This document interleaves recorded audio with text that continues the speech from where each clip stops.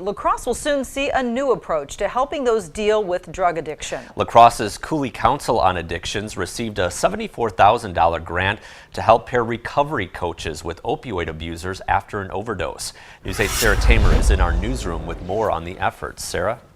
The crisis counselors, who will be at least 1 year into recovery themselves, will work with overdose patients after they arrive in local emergency rooms. The coaches will then help find treatment resources and follow up with them after leaving the hospital.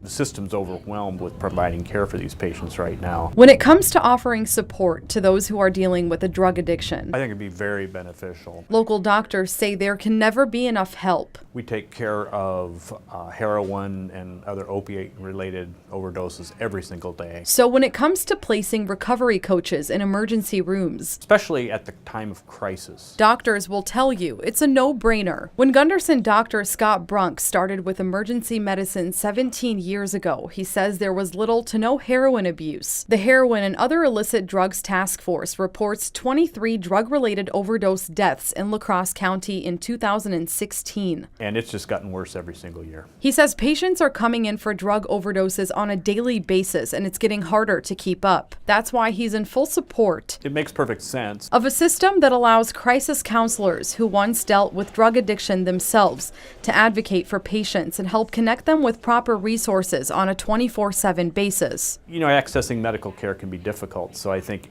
a coach or a counselor that can help you find out how to get help and get you directed in the right, or get you in the right direction is helpful. Mayo Clinic Health System Vice President Tanner Holst says many people will get discharged from the ER directly after they've been stabilized, which doesn't help solve the problem. He says emergency room recovery coaches could potentially reduce opioid-related overdose deaths and cut back on emergency room visits. Some of these individuals may not even be in opioid crisis, but they may use the ER as a place to receive support, where having a community resource like this that's on call 24/7 potentially can really give someone a different avenue to seek treatment.